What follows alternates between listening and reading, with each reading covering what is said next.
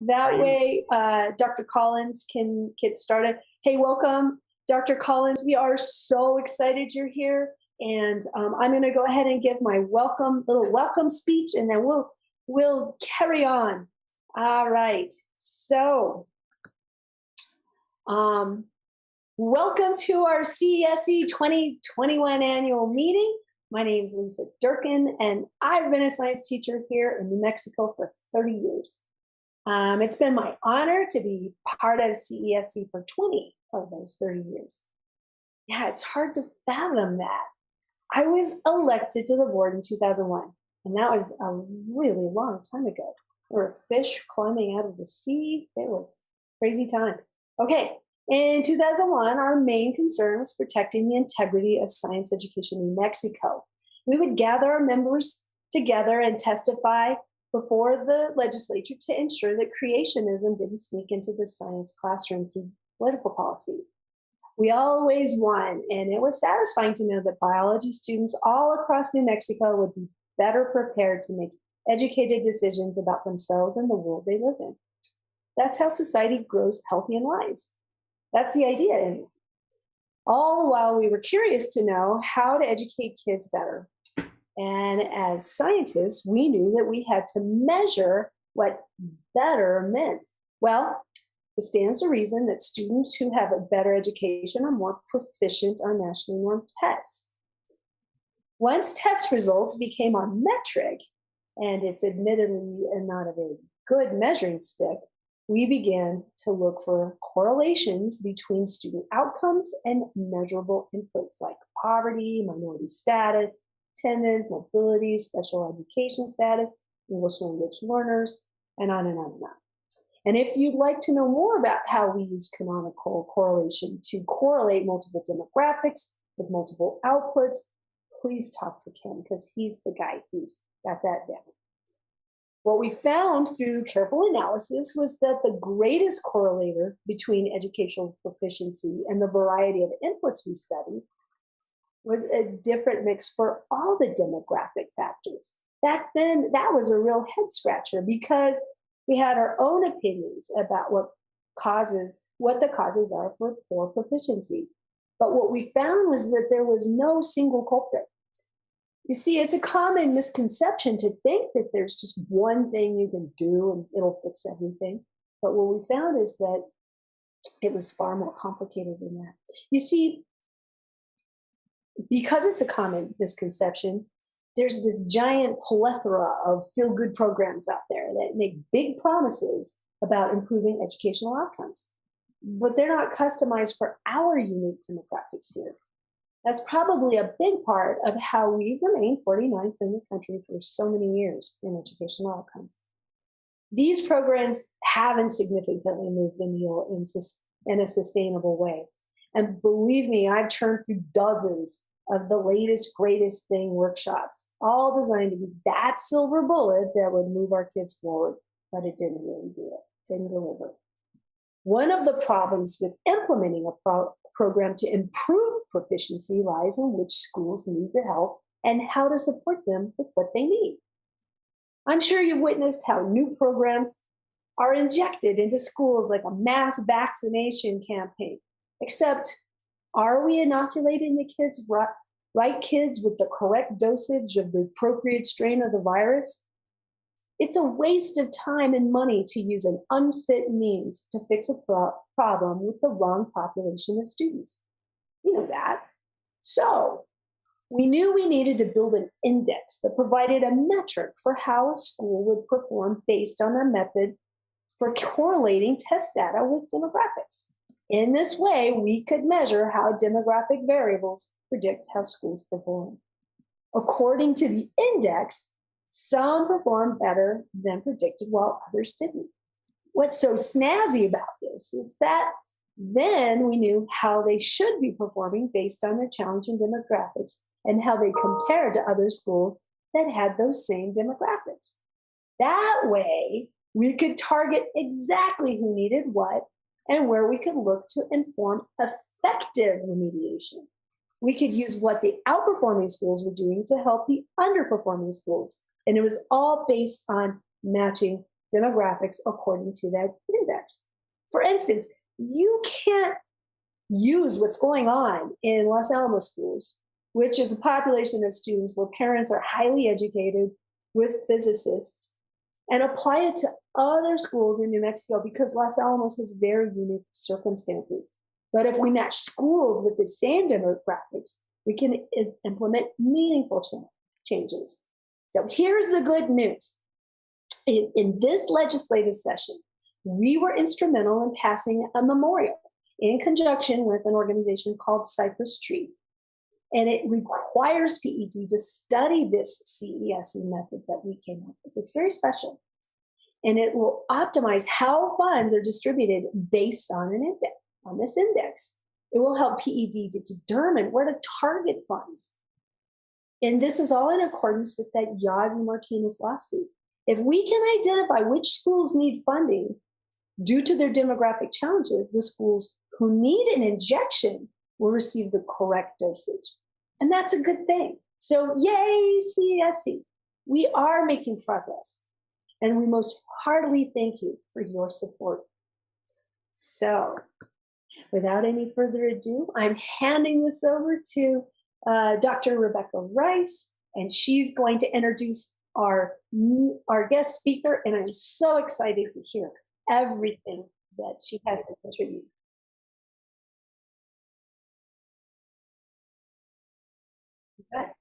Got it. Okay. And while she's doing that, it is my honor to introduce Dr. Tracie Collins. Inviting Dr. Collins to speak at our annual meeting was actually inspired by the talk she gave to the New Mexico branch of the American Association of University Women. As a nerd, I was particularly impressed by her use of data, and as Lisa so well demonstrated with her talk, we are a data-driven organization. Dr. Collins was first appointed to her current position as the Secretary of the New Mexico Department of Health way back in November 2020. Before that, she was the Dean of the College of Population Health at the University of New Mexico. And prior to that, she was the Chair of Preventative Medicine and Public Health at the University of Kansas.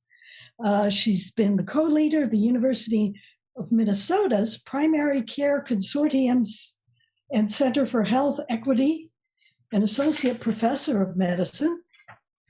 While in Texas, she was at the Baylor College of Medicine and was the Director of the General Internal Medicine at the Director of General Internal Medicine Consulting Service at the DeBakey VA Medical Center. Her MD is from the University of Oklahoma. She has a master's in public health from Harvard and a master in public health care delivery science from Dartmouth. And what made me really jealous, if I may say so, she has over 80 scholarly publications. And so to address a data-driven group, I've asked Dr. Collins to rely on data and to give us some perspective on where the pandemic is going and some advice for the next generation of public health individuals. So it is my great privilege to introduce Dr. Collins. Thank you so much. I appreciate that generous introduction, and I'm going to go ahead and get started by sharing my screen. So just 1 second. All right. Okay. I want to make sure. Are you able to see my screen? Okay. Okay, great. So I was asked to really kind of talk about where we are with the pandemic and what to expect in this next phase, so kind of post-pandemic or post-COVID. But keep in mind, COVID's going to be with us for years to come, but we just need to have a different perspective. And so I'm going to move to the first slide here and just briefly review kind of the pathophysiology of viruses. You know, typically viruses hijack living cells to replicate and spread. And so when the coronavirus finds a suitable cell, it injects a strand of RNA that allows for it to then replicate and create messaging that leads us to actually amplify the amount of virus that's in our body. Scientists have identified genes for as many as 29 proteins, which carry a range of jobs from making copies of the coronavirus to suppressing the body's immune response. So the protein that we see being made slows down the infected cell's production of its own proteins, and this sabotages or forces the cell to make more virus, so more COVID, which allows for it to just take over your body, and that's how it replicates. So if we look at from the time this virus hit the US until now, this is a trend in cases over time. And what I wanted to highlight here is back, and it's a small font, my apologies, but January through now, so this is January of 20 through now May 21, you can see that we had quite a bit of a surge around the country during those November, December months. And then as we began to roll out the vaccine and we began to do more with trying to contain the virus, we were fortunate to see the downslope, and then we saw another peak, and now we're going down again. Now, if we look in New Mexico, the trends are very similar. And this goes back, this is looking at January of 2021 and the rolling 7-day average. And I want to stop and just point out that this is based on modeling from our partners in Atlanta. And this model is updated daily based on actual New Mexico data so that we ensure that we have projections that reflect the most recent information. And the modeling, looking at predicting where we're going to be with cases on the right side of the equation versus the predictors of, social distancing, age, disease burden, social determinants on the left of the equation that we use to create these graphs. This is how we're modeling here. And the model considers the unique characteristics of our state, including geographic, socioeconomic, and demographic information. So you can see over time, we also have the surge like the rest of the country, and then we begin to dip down. And then we saw another increase, and now we're sort of plateauing. And so if we look at cases, this is what's on the left, and on the right, we're looking at hospitalizations and deaths. And there's typically a lag between when cases start to rise before hospitalizations start to go up. The good news, though, is that we're seeing a decrease as of today in hospitalizations and deaths. So we're moving in the right direction. In this slide here, we're showing the forecast for New Mexico for COVID cases looking forward. And if we consider kind of the middle case, the 50th percentile versus not the worst that we might end up experiencing or even the best, what we're looking at is that we're projecting that we're not going to have more than maybe 80 cases in the next few weeks, hopefully. And so that's on average. The daily number of cases are expected to range between 50 and 80. That's the projection. Now, we'll see how well this projection aligns with what happens in the state, but this looks like good news. And then we look at case growth rates, more good news. We're down from 2 weeks ago. The average growth rate's about 0.045%. And that's that middle case here scenario. So we're actually seeing the right direction. Now, that's the positive. The negative is that we have variants. So as COVID replicates, it has the opportunity to mutate. And right now, one of the more common variants that we see that's replicating or actually spreading in New Mexico is B117, which we originally heard about in the UK. That's the largest proportion of the variants that we're seeing in the state, and it's pretty common throughout the country. That's followed by the B1526 and then the P1. So when we think about the variants, we have to keep our eye out on how easily they can infect. And we know that B117 is highly infectious, more so than actually the original COVID that we've been looking at. But keep in mind, this virus has been mutating since day one. It's just that we now have this, what we call variant of concern, which the CDC has created these definitions, variants of interest and variants of concern. And B117 among that B1526 is among those that are variants of concern because they are causing disease and they are infectious. And so the good news, though, is that the current vaccines that we have actually are efficacious against at least B117. And we also know that it's efficacious against the South African variant, the B1351. And so that is some good news. And so I'm going to move now to actually talking about vaccines. I talked about that, our coronavirus is what we're dealing with this COVID-19 pandemic. And it has these spike proteins that allows it to attach to cells, and that's how it enters your cells and replicates. Well, the things that we have identified to target this virus, the vaccines, they largely create a version of the spike protein, which your body then reacts to and creates antibodies.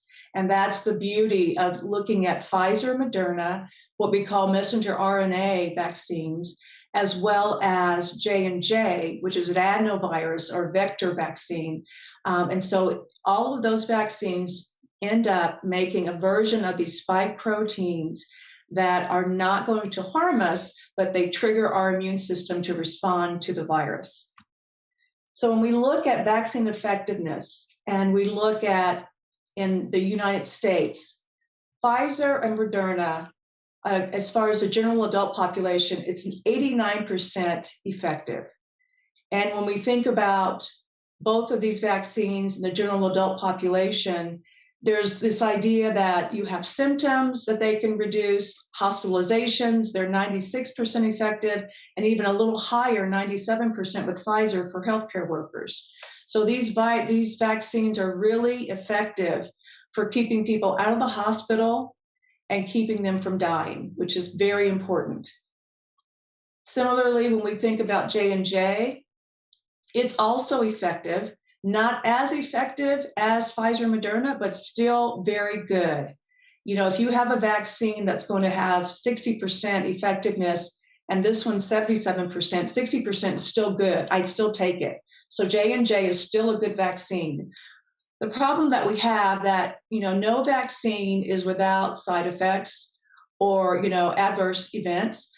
Largely, the more common adverse events we see with these vaccines are local, soreness in your arm, and they can be systemic. You can feel a bit feverish or tired for a day or so. That just means that your body's immune system is responding to the vaccine. One of the things we've recently discovered with the messenger RNA vaccines, particularly with Pfizer, is this myocarditis, which is an inflammation of the heart muscle. There's also pericarditis, which is inflammation of the lining outside of the heart. And it's really your body's immune system that's caused this. Fortunately, these cases are rare. We've only seen them in young men thus far, and many of them recover uneventfully, but it is something that we're watching. But please keep in mind, this is not a reason to not get the vaccine or to not have your child 12 or older get the vaccine. These are really very few cases, and they're mild cases. Another thing we've seen with J&J is blood clots. But here's the thing, those are also rare. When you think about the number of cases of blood clots, and they can be anywhere throughout your body, relative to the number of cases of COVID, the odds of getting COVID and getting sick from COVID are much higher than the odds of getting a blood clot if you receive the J&J vaccine. And the thing we need to keep in mind is that for someone who is hospitalized with COVID, you're 40% more likely to die than you are to obtain or develop a blood clot if you receive the J&J vaccine. So those statistics are pretty concerning, and they really should push you towards getting vaccinated. And I want to highlight that COVID-19 is a vascular disease. It attaches itself to cells that then are actually a part of the lining of your arteries, your vessels, so the endothelial cells.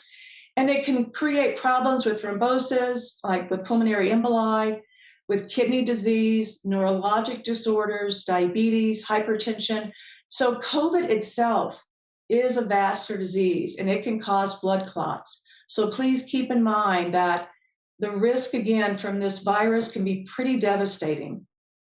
And in children, we know that there's the multi-system inflammatory syndrome, or MIS-C for children. It's a severe hyperinflammatory syndrome occurring about 2 to 6 weeks after an acute infection from SARS-CoV-2. And it has a range of manifestations from abdominal pain, from aneurysms around the heart. Fortunately, it's not very common, but it is a risk. So we're definitely looking at getting vaccines into children, and they're doing the testing right now to determine which vaccines are efficacious and safe in children. So with that in mind, I do want to describe, given the importance of getting vaccinated, what our approach at DOH was to getting the vaccine distributed. Our mission was equitable distribution of the COVID-19 vaccine to really decrease morbidity and mortality and to preserve societal functioning. So with the lens on equity, we really wanted to make sure that we were maximizing our benefits, that we were mitigating any health inequities.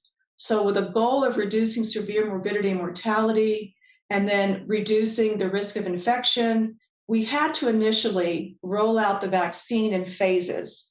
And that was because demand was greater than supply. Fortunately, we're no longer at that point, but this was what we started with, and we are continuing to keep an eye on equitable distribution of the vaccine. Now, you know that for the state of New Mexico, we have an app that you could go to register to get your vaccine. And we also have a dashboard in which we keep up with our vaccination rates. And so as our most current data is showing, we're about 66% of those 16 or older who have been partially vaccinated and 56.3% who are fully vaccinated. That's good news, but we want to get more people vaccinated, and our goal is 60% vaccinated by June 30th. And so we are surpassing our current goal of 45% in the state largely, but we do have some problem areas, and I will point those out. We have certain counties among our 33 counties that are under 40% for the number of residents who have been vaccinated. And if this is too small, I can try and enlarge it. Are you able to see this okay? All right. So the Catron, Chavez, Lee County, these are areas that we've got to do more to get the residents vaccinated. Similarly, in Otero, Roosevelt, and Torrance, they're also low as far as percent of the population fully vaccinated. So we have got to put forth effort towards these counties and across the state to make sure that people who are not yet vaccinated recognize the value of it, have confidence in the vaccine, and are going to get vaccinated. So when we look by age, early on, we focused on those who were older. And fortunately, it has paid off in that 68.7% of those 65 and older are fully vaccinated. We've got work to do with the folks who just started with the 12 to 15-year-olds, but we only started this about 3 weeks ago. And when you look at 25 to 39-year-olds, we've got to do more to convince them. And you've probably seen about our vaccine sweepstakes. So we're trying to incentivize people to get vaccinated. And we feel like, given what we've seen in Ohio with a 53% increase in interest in vaccinations after they rolled out their incentive plan, that we're going to see more of a response now that we've rolled out our incentive plan. As far as by race and ethnicity, we also have to work on certain populations here. Hispanic or Latino, it's only 40.3 compared to 51% of non-Hispanic whites who are vaccinated fully. And then it's very low for Blacks or African Americans, another community to target for getting vaccinations. We are doing well with Asian Pacific Islander, but we continue to want to push people to get vaccinated, and we need to even get more of our Native Americans vaccinated. But I will say that some of the numbers here do reflect an issue with data. We're not always able to really collect good data on race and ethnicity the way we should, and we're also working with IHS to understand more about vaccination rates within the Native American community. I do want to highlight that across the country, that when we look at vaccines administered, we saw vaccines, shots in arms going up and up and up since December 24th, and then we peaked early April. That's when we pretty much open it up to everyone. And then you see that there's been this gradual decline in getting folks vaccinated. And this is not unique to New Mexico. This is around the country. And so what we're dealing with here, as I alluded to, is an issue with confidence in the vaccine or like not an interest in it at all. And then there's also this idea of not having enough knowledge about it, not knowing that the vaccine is free, not recognizing that you could access the vaccine at many locations. And so we are working more on messaging, and we're working with campaigns to deal with those who may not be as confident in the vaccines. And one of our approaches to this, and I'm sorry that this did not show up, is Bishop Cooper has been one of our spokespeople for Trusted Voices. So we're going around the community and getting people to provide videotapes of their personal experiences with getting the vaccine to encourage others who might identify with them to also get the vaccine. Here, let me just scroll down. And we also offer communities, schools, churches the opportunity to become a vaccine site. So we will allow for them, if they use this form, getvaxnm.com, they can actually sign up and we'll take doses to their site. That way, if someone feels more comfortable at church or a community center or school getting their vaccine there, we can offer it to them. And so this opens up access. And we're also working with primary care providers. So, we have a Take Care New Mexico campaign, and this allows for primary care providers who are trusted voices to work with their unvaccinated patients to have doses available in their practice to actually get shots in arms. So we're very excited about this campaign, and we're hoping that's going to also increase the percentage of New Mexicans who are fully vaccinated. So what about predictions for post-pandemic? What do we think things are going to look like? Well, as I reviewed the data on this, one thing I learned was that the idea of big, expensive cities, because they're so expensive to live in, that we're going to probably see a decline in people living in those cities. And we're going to see more interest in smaller, cheaper cities as people look to buy homes, as they look to work from home. So owning a home and working at home versus renting and daily commuting, that's the shift we're going to see. People are less likely to want to have to go to the office every day, knowing that they can be productive from home. So we might see a hybrid model.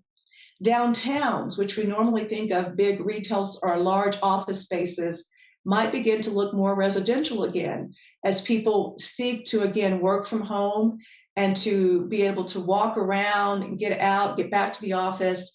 Downtowns are going to begin to look a little different. That's the prediction.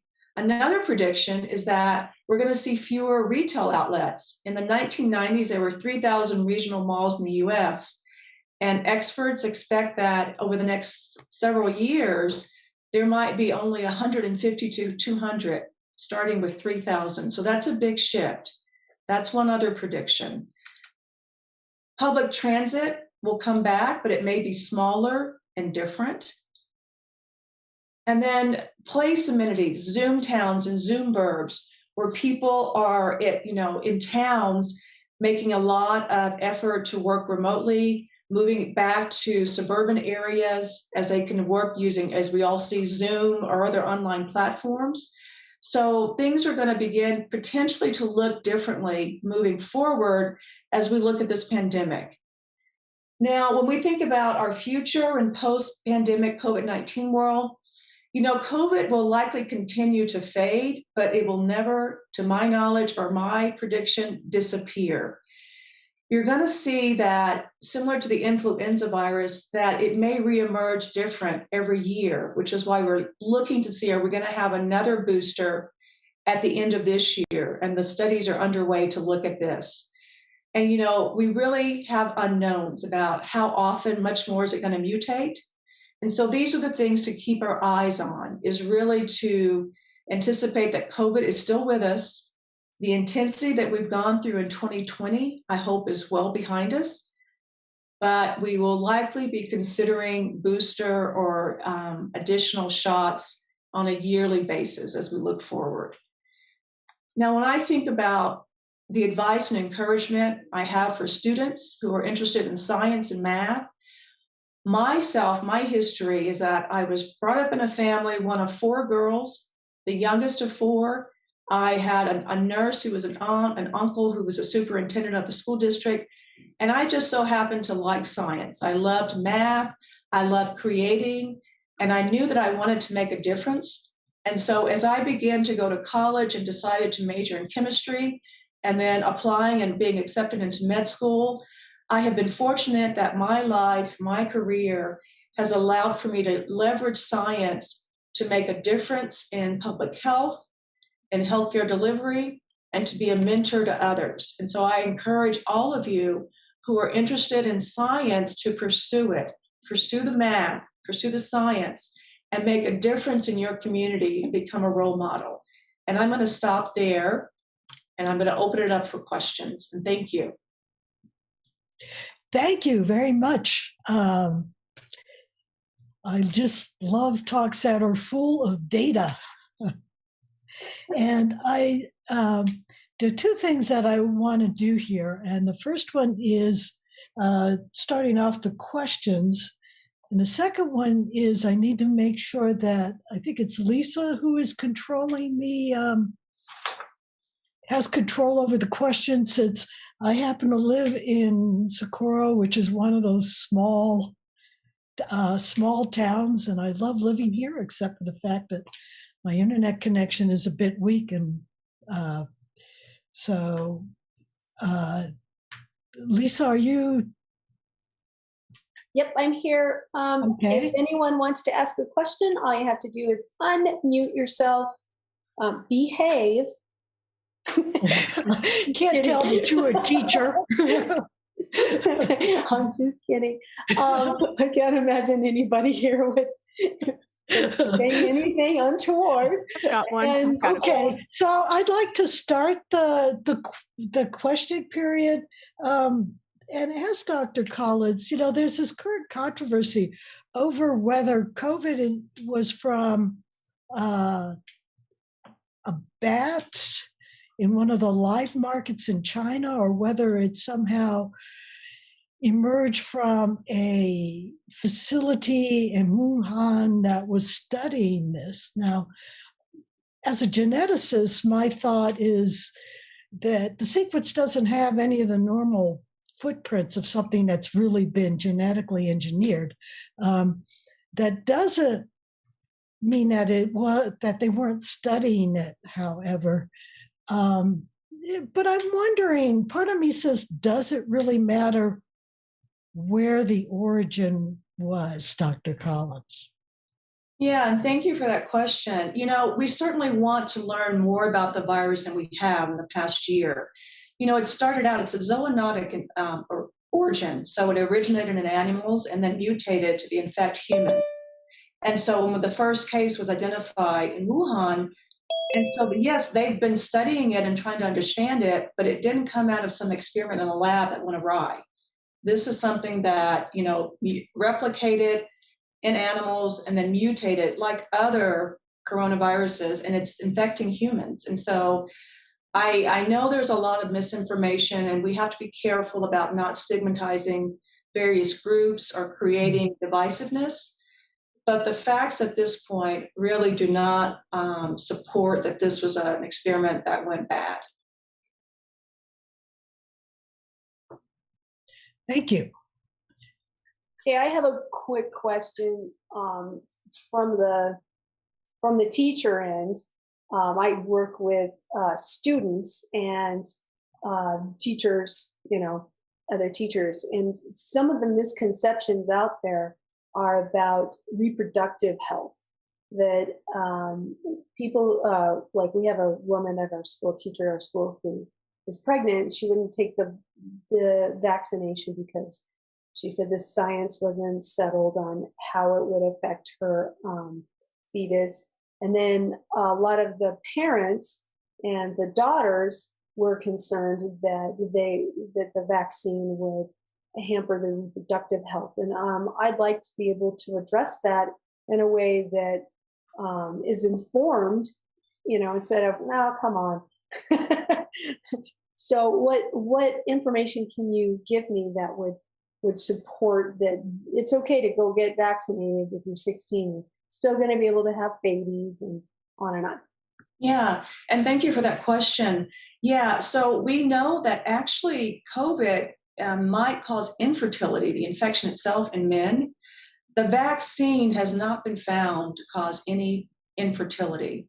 There's no data to support that.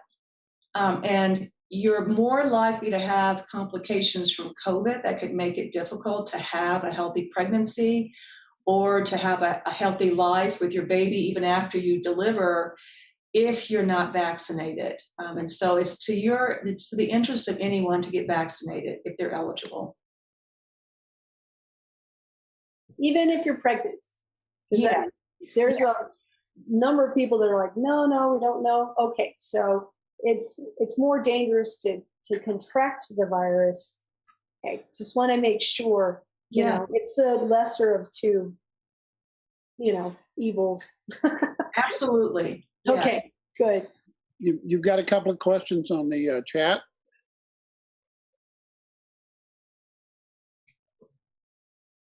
From Marilyn. Okay, did you want me to read those off for you? Please. Okay, so the first one is, when getting a booster shot, does it have to be the same brand as your original vaccine? So the preference there is that you stick with the same vaccine. That if you got Pfizer as your initial, you'll get Pfizer as your booster. We don't have data that's helpful about the mixing of them, so we encourage people to stick with the same brand. Absolutely. Excellent. And so the next one,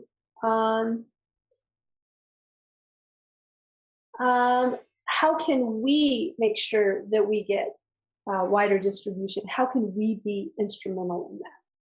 Yes, and so if you have an opportunity to encourage someone to get vaccinated, provide a site where we can come and hold a vaccine event, and make sure that you're messaging to people the importance. You can be our advocates, you can be our partners, and so we welcome that support and we welcome the opportunity to work with anyone getting vaccines distributed. One idea that occurs to me, as teachers, we were given a film, as part of the requirements of teaching and going back into the classroom with our hybrid models, is and it was really well produced, very well done, about the virus and how it's transmitted and so on and so forth. And then it went into deep detail about how to sanitize, wear masks, and how important it is to have it over your nose and so on and so forth. What might be a great follow-up to that for the school systems is a basic film that all teachers are required to watch that goes through exactly what you just said, that it's far more dangerous for you to contract the virus than to get the vaccine, that you have found it safe, and all the statistics for children and students. We haven't done children yet. And I think that for teachers to know that, then we can have that intelligent conversation with students, and it gets back to their parents. Oh, no, Mom, it's okay. I know what you watched, you read this on the internet, but my science teacher or my teacher told me that, this is what really is going on. So that's a suggestion that I don't know if you're aware of that, but I just thought I'd toss it out there. No, I love that idea, and I'm taking notes to give back to my communications people. Like, let's get some videos for the teachers. Do you know who produced the video that you're watching by chance? I can get that information to you. It's a great company. They put little quizzes in the middle of the films, so it makes teachers keep watching, because you know how we are. We'll just like, yeah, exactly. Gotcha. Okay, so I have a question, and then I'll take my hand down. What is it happening in those counties that are so low on vaccinations? Is it different for each county? Is it kind of a general thing? And how are we going to address that, or how's the state going to address that? Yeah, and so there, I appreciate that question. In those counties where we see low rates of vaccination, it's multiple factors there. Largely, it's not really believing in the vaccine or even in COVID. So there's this knowledge piece and problems with confidence in the vaccine. And so what we have to do is to provide that confidence, that information, and we need to really partner with folks in the community who have been vaccinated, who are trusted sources to help them communicate with their fellow community members about the value of the vaccine. And so we're really putting forth an effort to send vaccine events out there, but to really message and to partner with local leaders in those areas. And so as an example, with Lee County, I'm going to be working with a community health worker and one of the leaders of the NAACP to host another vaccine event once, since we've already rolled out the sweepstakes, but to help people understand the value, to work more. And so there's also problems with just not being aware of where to go to get the vaccine, not getting time off from work to get it. And so we're providing after hours events, Saturday events, so that people can get away when they're, from their work to get the vaccine. And so it's multiple factors, but we've really nailed down some of the key ones, but they do vary by county. Thank you. That's great. Those are, Jack Jakowski asked a question about, may we share these slides with people? Oh, absolutely. I can circulate those. I'll make sure that, should I send them to you, Lisa, or? Okay. Yes, definitely. Just send them to me. I'm durkinteacher@gmail, DURKIN, teacher, TACHER, @gmail. Okay. And then I'll when you send those to me, I'll get back to you what the company is that makes these videos. And the neat thing is, I think it's a national company, so I wouldn't just go to New Mexico teachers. Okay. I have one minor comment, and I've heard this from a number of people. And it's almost comical, but it might make a difference. And that is, I wish they would quit showing people getting shots. People are still needle scared. And I think that is actually a valid comment. And I don't know, maybe it'll pick up 3 people, but it might pick up 3,000 people too. If they're not, ooh. That's an excellent point. It cannot be dismissed. I appreciate that. When I think about having had the shingles vaccine and then my COVID vaccine, COVID was a breeze as far as it wasn't as painful. And I didn't feel as tired the next day as I did with shingles. But you're absolutely right. There is this fear of needles that we have to address as well. So I appreciate that.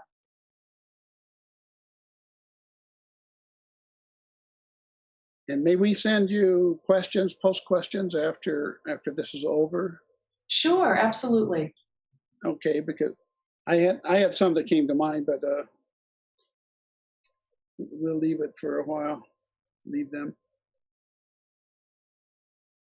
Okay. Well, does anybody else have any questions? So if there are no other immediate questions, I'd like to thank Dr. Collins for an excellent talk full of data. And I'm sure we'll be passing around those data slides and thinking about also how we analyze data that we're looking at involving school systems and addressing those types of issues. I realize it's a different issue, but the importance here is looking at the data in such a way and then boiling it down so it makes sense, because we all probably have the problem of too much data for the human mind to make any sense of without a good graph. So thank you for all the great graphs. And thank you for taking time out on a Saturday to talk to the group. So I guess, do we do a virtual round of applause? Thank you very much. Thank you. It's my pleasure. There's little reactions down in your your lower right hand corner, and you can throw little hand claps. You can throw some thumbs up. You can even throw a little party. Bam.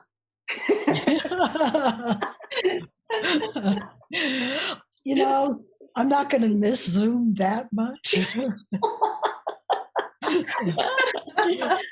Oh, and as president of CESE, I can't tell you how much we appreciate that you came and gave us this wonderful talk. What's neat is that it's a mutually beneficial situation, because you're getting more and more of the word out there, especially from scientists who are trusted sources, starting to dispel some of those myths, those urban myths that are out there. The Google crowd who, they have their own facts. And so I think that this is something that will take us forward, so that we can get out there and really get back to a normal life. And so thank you so much for the work that you do for the people of New Mexico. And let us know if there's any way else that you can think of that we can be instrumental in assisting you. Can I say one thing before we stop? Dr. Collins, normally we take our guests out to dinner after a meeting, but this is going to be a little bit tough, Zooming, but maybe someday in the future we can invite you back and pay for our dinner for you. Oh, that would be lovely. And thank you. I appreciate that. Agreed. Yeah. Maybe we can even, we'll talk about it. Maybe we can get you a gift certificate or something. You take your family out. Very generous. I really appreciate having an opportunity to spend time with you today. So thank you. Thank you very much, Dr. Collins. Okay, Yes. so we're going to start if there's nothing else that anyone has to say, we're going to start our annual meeting where we elect our board and our president, and I hand over the gavel, and we just follow up on a few issues. So you don't have to stay for that if you don't want to. Okay. All right. Well, thank you. I'm going to jump off then. Have a good day. You too now. All right. Thank you very much. Thank you. Thank you.